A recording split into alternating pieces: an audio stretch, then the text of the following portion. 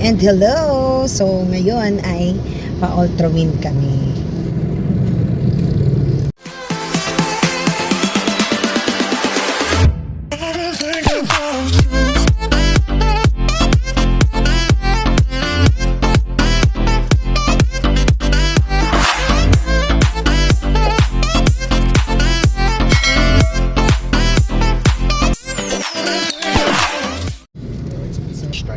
Ito yung daan, no? Lumabas tayo sa Grand Europa, tapos dito, pababa. Okay. Yeah, 600 meters. Lagpas lang ng konti doon sa Tom and Tom. Magra-right tayo. So, sige, diretso pa.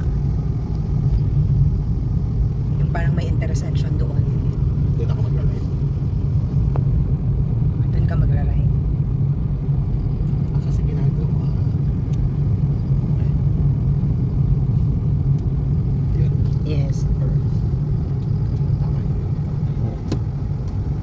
11 minutes na. Next right onto South Diversion Road. Yan. Grabe.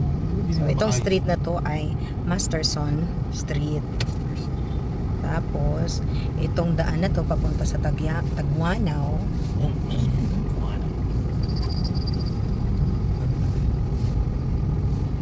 Check nga kung tama yung audit. Tama. Yung commission ng audit. 39 million. Huwag mo lang ba? Oh, ayan. So, yan, diretso na ito. Oops. Saan talaga po yan? Kaya na talaga. Hindi pwede.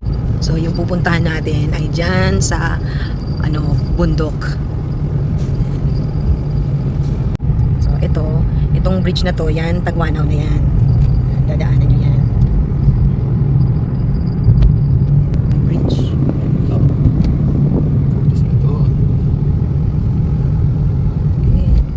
Tapos, papunta tayo sa Indahag.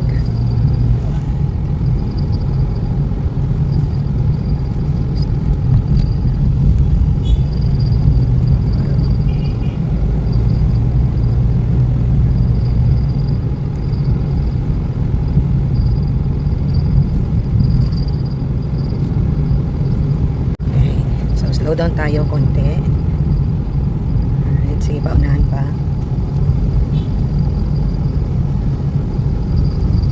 Handaan na lang. Dahil merong paakyat dyan, pakanan. Oo, pakanan na yan.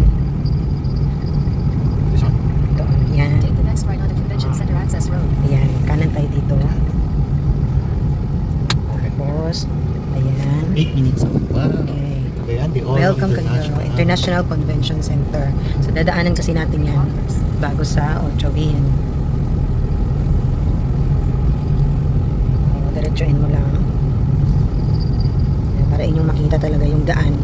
Kung saan talaga papunta yung sa Ultrawin.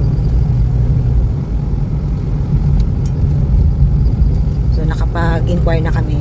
Pag gusto nyo ng cottage, dahil meron kayong dalang pagkain, ang pinakamababa nila na cottage ay 1,800. Pero pwede namang wala kayong food, doon kayo kakain sa kanilang restaurant. At ang kanilang entrance ay 200 for weekdays, Monday to Thursday, tapos Friday to Saturday 250 to. Yan, yun yung kanilang rate.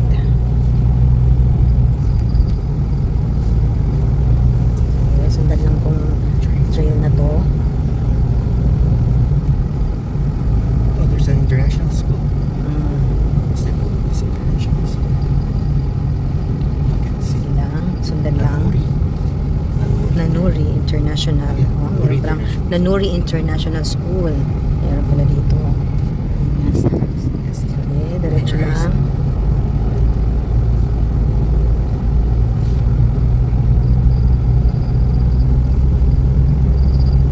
Oh, over there.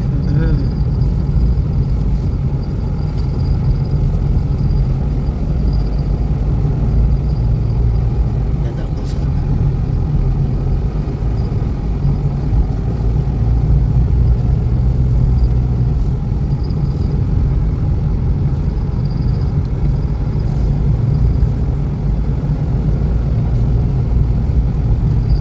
madadaanan natin yung convention center nila. Nasa right side yung convention center.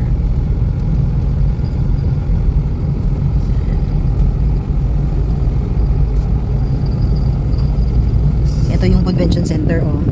Diyan. Dito. Entrance. Yan. Yan yung convention center. Tapos yun yung Ultra Wind. Oh, tapos, yun yung Ultra Wind. So, sundan mo lang to.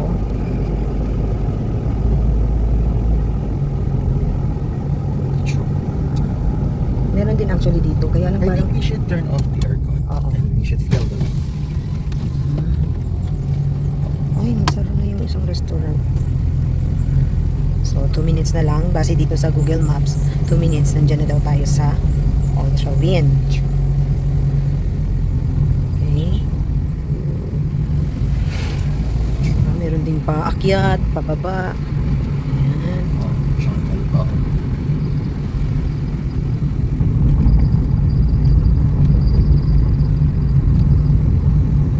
Down lang. Kasi oh, grabe oh, curve talaga oh. Diba? Slowly but surely. Oh my God. Akyat siya talaga oh. Steep.